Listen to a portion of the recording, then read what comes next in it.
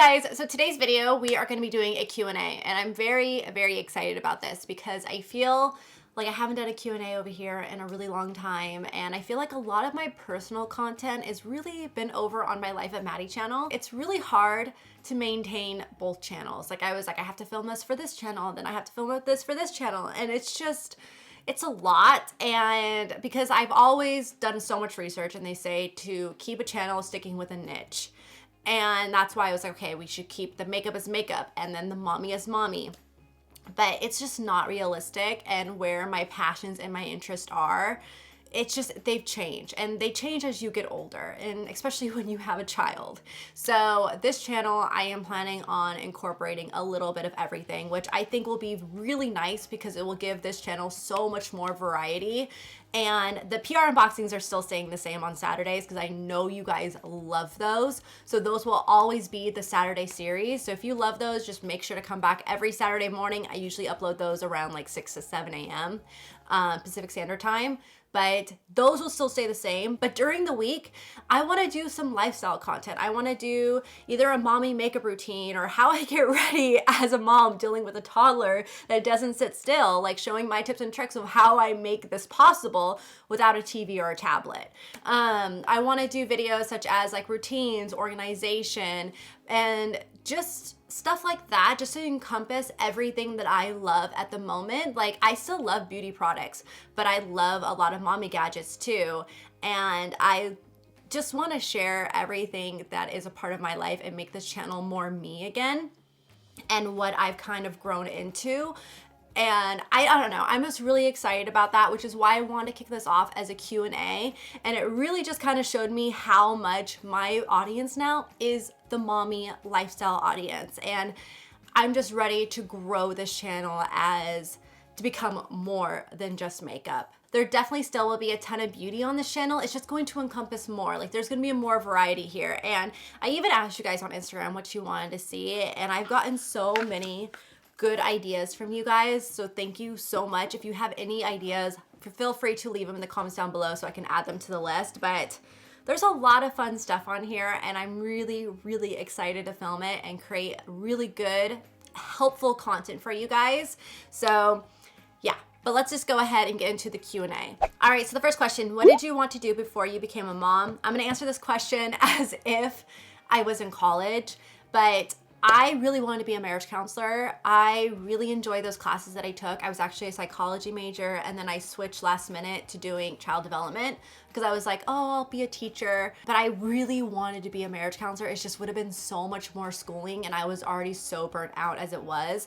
So I chose the route of being a teacher. So I was a preschool teacher for a while before YouTube took off. But I definitely wanted to be a marriage counselor. That was one thing that I had a lot of passion about. Favorite boy names and girl names. What is Riley's favorite food? So first off, favorite boy names and girl names. Boy names, I really don't have one right now. I've never really sat and thought about boy names, to be honest. I really love my sister's little boy's name, Caspian, because it's so different. It's unique, but easy to remember. And no one has it, which is amazing. So I love Caspian. But I've never really thought about boy names. And girl names, my other favorite name, I love Stella, which we probably won't ever use because our last name is Miller, and I'm like, that's a lot of beer in one name. And then another one that I love is Maya Mitchell Miller. And Mitchell is my maiden name, and Maya, there's actually an actress that has named this, and I love the way that she spells it, M-A-I-A, so I'd probably do the same if I ended up having another girl, if I feel that she's a Maya, because I was gonna do that for Riley, but when Riley was with me, I was like, she does not feel like a Maya. She feels a little feisty, and Riley's name is perfect for her. She is so, like, me and Joel, we still talk about it to this day. Like, we'll be driving, and he's like, she is not a Maya, and I'm like, nope, she is like definitely a Riley. So yeah, those are my favorite names right there. Okay, so the next question that I have here is, what's the best way to start a YouTube channel? I'm just gonna say go watch Video Influencers. They have a whole channel dedicated to how to start a channel, how to rank videos, how to understand the algorithm, everything that you need to know will be on that channel. And if you do want to start a YouTube channel, you're going to have to learn how to research. You're going to have to learn how to study and figure out, okay, what can I do to grow this? There's a lot of time. I watched hours and hours of videos. I still watch a ton of videos about the algorithm, about what I can learn on the back end of YouTube and where everything is going. So I still do that to this day. So go to video influencers, you'll learn a lot from them, and get a notebook and start studying because it's gonna take a lot of time and it's a lot to really grasp, and there's a lot that goes into each video. So I know a lot of people who just watch videos, they don't realize, I know I didn't realize that until I filmed my first video and was like, oh my God, this takes forever. It's not just like quick put up. Especially if you want to make your stuff searchable and to grow from it, you got to really do a lot of research. That way you can be most efficient with your time. So video influencers, check it out. Just type it into the search bar. They will help you a ton on how to start a channel. Next questions is, will you try to breastfeed the next baby? I had the same issues and it's so frustrating.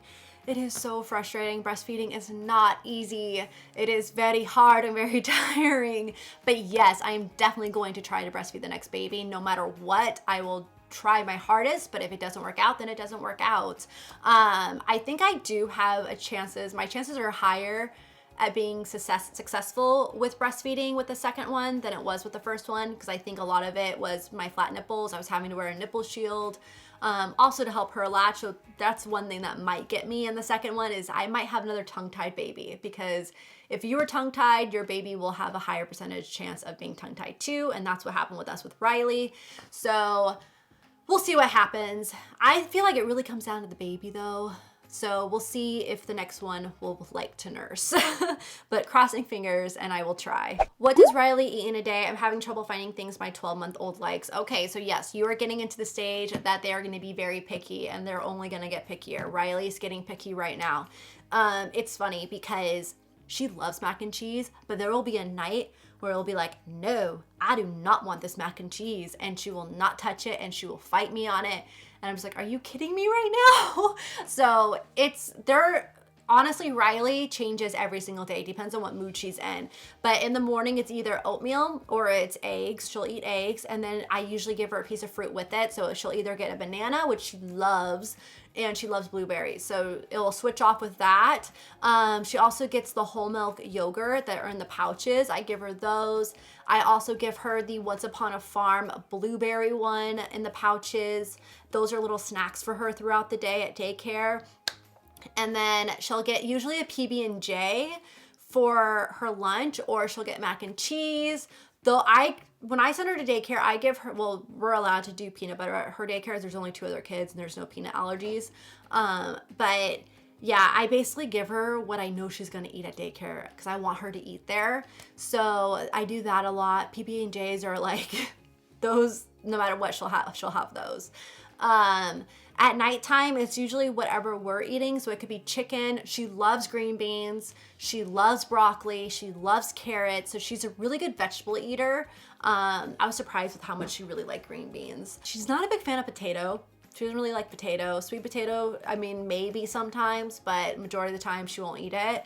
And then chicken, she gets really picky with how the chicken is sometimes. Sometimes it's a hit or a miss, you guys. Gosh, but it's usually what we eat. And if I know she's not gonna eat it, then I'll make her a mac and cheese, or I'll make her butternut squash ravioli, which I heat up in the microwave from this like organic brand that I buy. Sometimes it's raviolis. I'll get the little mini raviolis and I'll make her those, and I'll just take the sauce off. Like I go and like pull them out with a fork. So I use it like a strainer, and then I put them in her dish without all this sauce. She loves rice. She'll do rice.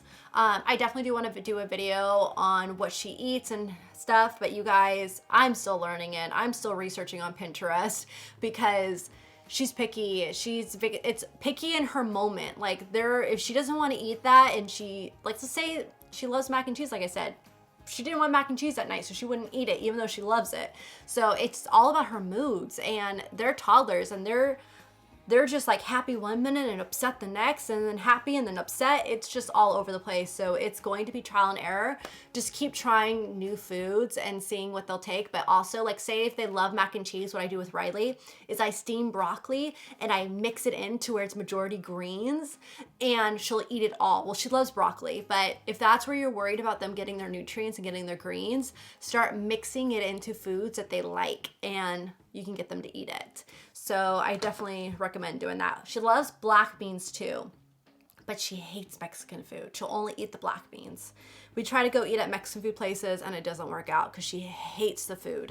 Do you want to have more kids? Yes, obviously. I've gotten this question so many, like, when is baby 2 coming? As you guys saw, I had a miscarriage over December, which was hard, but I am doing a lot better. So thank you to everyone that's checked in. I think it was just really rough with that last week because my hormones were everywhere. Like, it was going through, the way that I can describe it is it was going through postpartum, but without the baby.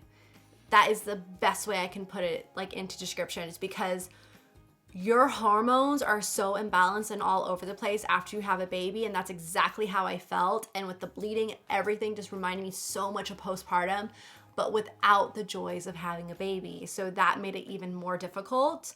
But I'm doing a lot better now. I had my blood tests are all done. They're back to 0. So we do want a second, but I'm just kind of like, I'm just waiting until I'm ready. And we'll see when it happens. So I'm not putting a time on it. I'm not saying that we're gonna start trying after the next cycle. I just don't even know right now, to be honest. I'm so up in the air about it. But I know we do want a second, but it just, there's so many things that I think I just like going through that. I'm like, I don't really want to go through that again. And then I'm like, Riley's like really active. So how would I handle her and a newborn at the same time? But yeah, so I'm just like up in the air about it all. And I obviously am going to let you guys know if we end up having another, like if I get pregnant, I'm going to announce it early anyways, no matter what, just because I want to be transparent with you guys. And I'm very open book. Like, I don't really care how much information I share. Like, I'm just an open book. That's how I've always been. So it doesn't faze me. But yeah, I'll let you guys know when that time comes. But yes, we do want more. I would love, this says more girls or boys. I would love another girl. I want another girl so bad. That's what I would want if I had a second. Joel wants a boy. I would love a girl, but we'll see what happens. I got a question about how do you edit on videos? So this is where I'm saying, like, this is another one that a lot of YouTube questions. I don't do my editing much anymore. I have my editor, Tana, who helps me out so much. Is because if I edited my own videos, oh my gosh, 1, they wouldn't look as good as they did. 2, I wouldn't be sleeping. I would literally be like, I would have a lot less content, and I wouldn't be sleeping because I'd be spending a lot of time on editing. But there's a lot of videos on YouTube that teach you how to edit. But Final Cut Pro, best application out there or program out there to edit your videos with. It will just take you some time to learn. But once you do, it's pretty quick. What are your goals for 2020? Honestly, my only really goal is to be a good mom. That's like my #1 priority is Riley, and I'm really wanting to focus more on her than anything else this year. Joel's like working his butt off. He's doing a ton. So that way I can kind of take a step back, and I just want to focus on my daughter and my family. And I just find that so much more important right now. And what I'm really that's what I want to focus on. So definitely just being the best mom that I can be is my main goal for 2020. This one's really good. What is different in things you thought about being a mother versus what you have experienced? I would say the biggest thing is you don't realize how valuable your alone time is. Like, when you are not a mom, you can do things when you want to do them. You can take a bath or a shower whenever you want. You can sit on your phone. You can watch a show. You can go to the store. You can do everything that you want when you want to. But when you have a kid, it completely changes. You start learning that your life revolves around their nap schedule, especially when they get older to a toddler, because if they do not have their nap, oh my God, it's like a demon comes out in them. It's not pretty. So you realize that those nap times are so important. So your schedule really goes around their naps. You really don't get your alone time unless you have spouse or help to kind of like relieve you for a couple hours, or you get your alone time when they go down to bed. Like, I look forward to that bedtime, especially if we've had like a really long day, and I'll just sit and play my game now because I got the Pokemon game and I've been playing that at night, and I'll stay up till like midnight, but it is amazing. That time is why I stay up so late. Sometimes like I don't like to just fall asleep right away because I'm like, oh, I'm gonna have to get up in the morning and do it all over again. But right now it's like I can do what I want. So I even like, I took a bath last night after I put her down, and then I cleaned up a little bit, and then I laid down and I played my games. My nighttime routine is everything. So it's how you don't realize how valuable that alone time is until you have a kid, when you can't just have it whenever you want. So the next question that I had is, what's your favorite personality trait, quirk of your baby girl? I would have to say my favorite personality trait of hers is her strong-willed and independence. Even though it is very exhausting and trying at times and a little difficult, I love the fact that she is strong-willed and independent, because I think that those are very important, especially the independence is a very important trait to have in a girl. And she wants to do everything herself. She wants to put on her socks herself. She wants to put on her shoes herself. She wants to feed herself. God forbid if you try to help feed her, no go. She needs to feed herself. But I love that because I feel like it's going to create just a lot stronger of a backbone for her. I think that's a really important trait to have in girls, in all kids, is independence. So I love the fact that even though I don't always get the snuggles and her like wanting to stick by my side, I know that her being independent is a lot better for her in the long run. Next question is there a reason you chose the name Riley? Nope, there's no particular reason, but the way that it came up, I've actually said this in a couple videos, is that Joel loved it and so did my dad. They both came up with it. They both had it on their list of names, and we saw it in a book and we really liked it. And then my mom came up with the spelling, which I loved it because it was a unique way to spell it. And then my mom came up with the middle name, Riley Ray. And then, yeah, so that's how that worked out. So I really liked the way that it rang. And then when I heard Riley, I was like, God, she feels like a Riley. Because I had Maya, but Riley just felt like it fit. So feisty Riley. Okay, so what is Riley's daily schedule like? So Riley's daily schedule is she'll wake up anywhere between 7 or 8. Sometimes she'll be up by 7 or 7:20 or 8 o'clock, which is 8 o'clock is very rare, but it happens. She will be up for about 3 hours, 3 to 4 hours, take a nap at 10:30. Then she will sleep for about an hour, if that, and wake up at like 11:30, and then we'll have her up, we'll play. Then she takes her next nap at 3 to 5, so she'll sleep 2 hours there. We'll eat, and then she'll go to bed at 7. So that's her sleep schedule right there. She is sometimes, like what I'm noticing, if she does wake up at 8, then she'll only take one nap that day, and she'll take a nap at 12 and sleep until like 2 to 3. She'll sleep like 2 to 3 hours. It really depends on when she wakes up in the morning. Like for instance, this morning, she actually woke up a little early at 6:45, which is not normal for her. So she'll definitely go down at like 10:30 and then sleep for probably an hour. And then she'll come back here when I pick her up from daycare, and she'll go to sleep from 3 to 5. And then sometimes at 5, I have to wake her up because she refuses to wake up. I'll turn on the lights in the room and everything. She'll just leave her head like smashed down there and be like refusing to wake up. It's so cute, but yeah, so that's her schedule. And then for food, it's breakfast in the morning, then it might be a snack, and then there is lunch, and then there might be a snack, and then there is dinner. And then she has a sippy cup of milk before she goes to sleep. I give it to her about 30-40 minutes before she goes to sleep, and then we brush her teeth, and then she goes right down. So that is our little schedule right there. Okay, so next thing is biggest struggle with Riley. You guys, Riley is exhausting. She doesn't stop. Like, she does not just sit and play. She's everywhere. She wants to be everywhere. She wants to climb on everything. She knows what she should not do, and she goes to it and looks at you and waits for you to look at her. And when you look at her, then she'll touch it, and then she'll start playing with it, and then she'll laugh. And it's like, girl, you know you're not supposed to be playing with these blinds, but nope, she goes right to them and just knows. So I'm really working on redirecting her and reinforcing what I want her to do. I did a lot of schooling. I took so many classes in college on child development and child discipline and all that. So I have learned from so many different theorists out there. I've read so many books on it, done so many projects and research papers. So I definitely think that your discipline style should really go to the child. I think every child is different. And Riley right now, she's wanting to do everything that you do. So I'm really trying to reinforce what I want her to do. So let's say with Ollie, man, she wants to hit the dogs. Oh, she wants to hit Ollie. So when she goes to slap him, I grab her hand and I say, no, thank you. I look her straight in the eye and I say, no, thank you.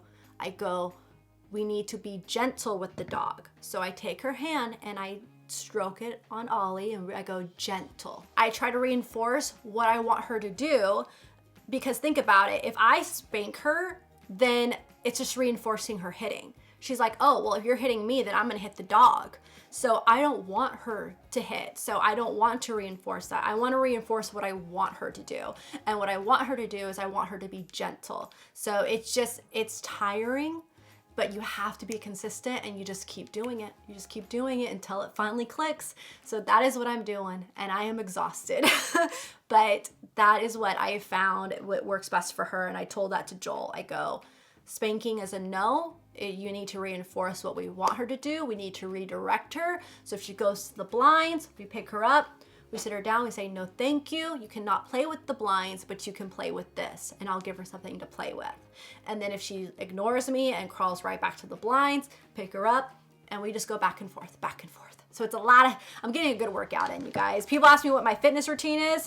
It's chasing a toddler. This kind of goes hand in hand with this one. How do you deal with bad behavior? I just reinforce what I want her to do. I redirect. Those are like my big things right now. So, and also I'll do positive reinforcement. Let's say she is gentle with the dog, or she loves to go and feed the dogs. So she'll pretend feed them with a spoon.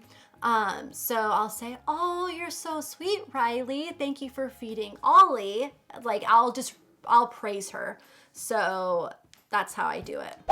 Does Ryan get mad when you say no to what she wants? Yes, she gets mad, which is why I don't just say no. I say no, thank you. And then I say, we can't play with this, but we can play with this. So there is redirecting her. And it's not just saying a negative, but ending with a positive. Yeah, that's what I've learned in school and learned being a teacher. This next question is, was it hard to take Riley to daycare for the first time?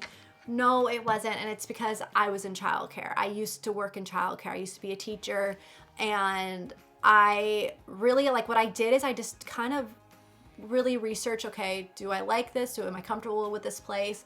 And if I know I'm comfortable with the place, then I'm not gonna worry, and I'm comfortable with where she's at right now. So I didn't worry, but I'm not your typical first-time mom. That's because I already had experience with kids and working in childcare. So it's very different in that sense. I know my sister is probably gonna have a harder time than I did, because she's on another level, being a first-time mom. Oh my goodness. Oh, so she's on another level being a first-time mom right now. So I think she's gonna have a little bit of a difficult time. Me and my whole family were saying, like, it'll be interesting when she finally takes Caspi to daycare, because she's gotta go back to work. So yeah, it's just, with me, I think that it's so good for them, you know, and if you trust the place that they're at, then it'll be okay. But yeah, it's just, I think the socialization aspect of it, you know, them being worked with constantly, playing, getting the energy out, getting that separation from you is really healthy. So I think it's really important, even just like a couple times a week, do play dates, get them socializing. I think socialization is the key at this time right now. So knowing all the benefits that came from it, that's what made it so easy for me. How to implement Montessori principles on a budget. So it depends on what level of Montessori. Like, say if we go practical life skills and we want to work with their pincer-graphs, you can grab a lot of this stuff in your home. For instance, you can grab a pair of tweezers that you use to pluck your eyebrows with. You can do that, or you can do tongs that are in your kitchen. Get cotton balls, which you can get really cheap at the drugstore, or you probably have them at your house, and you can have those, and you can have a bowl. Just grab a bowl from your kitchen that's plastic, or something that they can't break easily. And then you can teach them the pincer graph. So they have to go and pick up the the cotton ball and move it into the bowl, which helps build the coordination, one-to-one correspondence, and builds the muscles in their fingers for writing. So there's a lot of different ways that you can make it on a budget by using stuff that's in your house. Also, Daiso is a great place to go. It's like a dollar store, and they have like everything in there that is great that you can use for Montessori jobs you can build yourself. So that's like the best like way. I would go on Pinterest and find a few things of like what you want your child to work on, and then find the jobs on Pinterest, and then find cheaper ways to make it by picking stuff up at Daiso or even the dollar section at Target, or just grabbing stuff around your house and doing it. There's a lot of ways to make it a lot cheaper. Here's another really good one. When will Rye go to school? Do you recommend Montessori for high sensory and energy toddlers? Yes.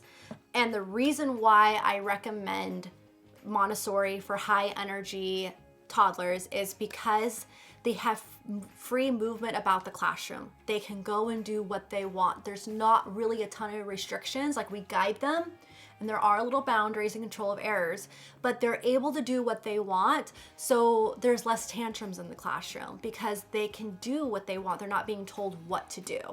And that creates a lot of independence. And they're also watching the way that other kids work. And that's why my parents tell me, they're like, it was so much easier with you being so strong-willed and high energy with Ashley, because you always watched Ashley, my sister, do everything, and she was very timid and very advanced for her age. So I would follow her and want to do what she was doing. So if she was playing nicely with something, I wanted to do it too. So that's kind of like the same thing in the classroom. They're going to watch other kids work in the classroom, and they're just going to follow along, and it creates a sense of community because they'll also help each other out. So I think it's really good for high energy toddlers because they don't feel restrained. They can move, but then they're watching others of how they should be in the classroom, which is why Montessori has a bunch of different ages in one room. For instance, preschool, it's anywhere from like 3 years old to sometimes 6 years old, or 3 to 5. So they have the older kids demonstrating how they should be in the classroom, and they're constantly watching that. They're role models. So I think it's really good for them. With Riley, I plan on moving her to a Montessori school when she is 18 months, which is, I think, like April, I want to say. I found a really good Montessori finally, and it was actually a Montessori school that a lot of the teachers that I used to work with in Irvine actually worked there while they were getting their certification here in San Diego. So, and I just really love, the school reminds me a lot of the one in Irvine that I worked at. It doesn't have like everything that I wanted like the Irvine one did, but it's the closest I can get, and it's what I feel most comfortable with. So yeah, so she'll definitely be going. And I think right now she's even ready to move over there. I'm just waiting for an opening. She just needs to move and needs to explore and do things. And I think she needs to see other older kids moving and walking. That's why we're doing it with the My Gym with the older kids, and with where she's at right now, there's only 2 other kids and they're younger than her. So I go, she needs to start watching other kids that are older than her for like moving and walking. She's ready to walk. She's just not ready to let go of your hand. So that's what we're working on. But yeah, definitely recommend Montessori for all different types of personalities. How much does Riley weigh? She weighs like she's anywhere between 26 pounds and 27 pounds right now. She was 26 pounds a couple weeks ago, so she might be mid 26 pounds, 26 and a half, but she's really tall. She's 33 and a half inches tall. So I think she's anywhere between 33 and a half to 34 inches. So she's a tall girl, which is why she's not like super chunky. She just got really big cheeks, but her torso is like really thin. She's got a really long torso. So yeah, she's a size. She's wearing 3T on her top, and then she's wearing 2T on her bottoms. It's because of her torso. How many words is Riley able to say? Riley says bye-bye and bye really well. She does it all the time now. She says mommy, daddy, mama, dad, mom, dad. She says all the little gaga, la la, all those little phrases right there. She did say bunny the other day. It was very clear, but I haven't gotten her to say it again. She says vroom vroom. Oh, what else does she say? I'm trying to get her to say hello or hi. She says mine, which you have to really listen to, but she says mine. And she goes bleh, She does this like little "b" sound, and that's her what.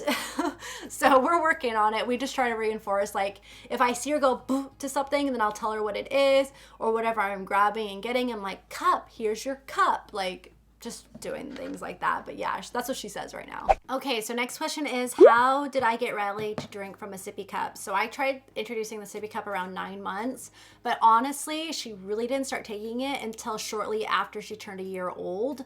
And then it was like, peace out bottle, only the sippy. So it really was when she was ready. So just wait for them to be ready. Just keep offering it and keep trying. And then one day it will magically like be like, oh my gosh, she took it just fine. Or he took it. So just keep reintroducing it and just wait till that moment happens. But it will happen. With Riley, it happened like a week or so after she turned 1. I noticed it. I was like, whoa, okay, she finally took it. And then I got rid of all the bottles. I gave them to my sister and she just bought new nipples for all of them. But yeah, so that's the biggest thing, is that they'll do it when they're ready. Just keep reintroducing it and having them work with it, but they'll surprise you and just randomly take it. Hardest part of being a mom, I would have to say there's a few things. One, really kind of noticing like how much could go wrong in the world when you're out and about, like even just being in a car and someone could actually run into you and you're just like, I don't know, that I got a lot of anxiety with that in the beginning. So just like noticing that there's a lot of things that could go wrong. You just want to protect them. So there was anxiety with that. And then another hard part about being a mom is honestly, it is so hard to get time to yourself, and like you get the nap times, but sometimes they just don't feel like they're long enough, especially if they had a rough night before and you're just exhausted and you're like, I just want to lay down, not think of anything, not do anything. I think it's just like having that alone time and being yourself, which is why I love doing, like I love still sticking with YouTube and still working. It's because it gives me a sense of self. And that's what I need to make me happy and to make me be an even better mom. So I think it's about just trying to find something that makes you feel like yourself and like doing whatever you can to keep that while also being a mom will help balance it a lot easier. But yeah, those are probably the hardest things, like the anxiety of everything that could go wrong and wanting to protect them. And then also about, it's really hard to get your alone time. So like your time, everything changes. It's all about them and not so much about your time anymore. And how to just go to the bathroom. Like just to be able to go to the bathroom and not have to worry about her getting into something or her crying when I put her in the playpen, because I'm like, I just have to go pee and I don't want to worry about you climbing up on this couch and pulling the blinds down. So yeah, just being able to go, the hardest part is like just being able to go pee like by yourself really quickly. So yeah, there's a lot of challenging things of being a mom, but there's a lot of rewarding things too. But yeah, those are probably some of the hardest things right there. But it gets easier as they get more independent, and you don't have to worry about them destroying your house while trying to go to the bathroom. But yeah, so those are probably the hardest things for me about being a mom. Comment down below what has been the hardest thing for you guys. I want to hear about you, and then like tell me what the hardest things have been and then what you have found to maybe help make those situations not be so hard or to help better it. I would love to hear from you guys. Last question is big hope for your channel in 2020. So really, my only hope for my channel is to be able to help others and to give really helpful videos. I think that's why I really love my mommy channel so much, is because I read so many of your guys' comments, even in my DMs and on Instagram, about how you guys saying that my mommy videos have helped you so much to like what you can prepare for. That is the most important thing to me. So my big hope for 2020 is that I just help someone out. Like right now, like I told you guys, I just want this to be real and raw. I'm going to show you guys the ups and the downs. I'm going to show you everything over here. This is everything that I love. This is everything that I'm going through, and just my life. And hopefully it does help someone to make it seem like, oh, I'm not alone. You're going through this too. I'm not like, you know, I don't feel like a bad mom that I'm so tired all the time, because you're tired too. It's real. And that's what I hope for my channel to be. So that's my goal for 2020 over here. And yeah, it's just be real and raw, and here you go, here's me. So I hope you guys enjoyed this Q&A. I hope it wasn't too long, to be honest, but I have a lot of fun videos that are planned for this year on this channel, and I hope you guys are excited too, which I've been seeing from all the comments you guys are, so that makes me even more motivated. So leave me anything in the comments down below, you guys, about what videos you want to see, what I need to prioritize. I've got everything over here already, but I can put little stars on what you like, what is being like the #1 request, and we'll get those going. But thank you guys for watching. I hope you all have a great start to your year. Let's make this 2020 be our year, and I love you guys. So I'll see you in my next video. Bye.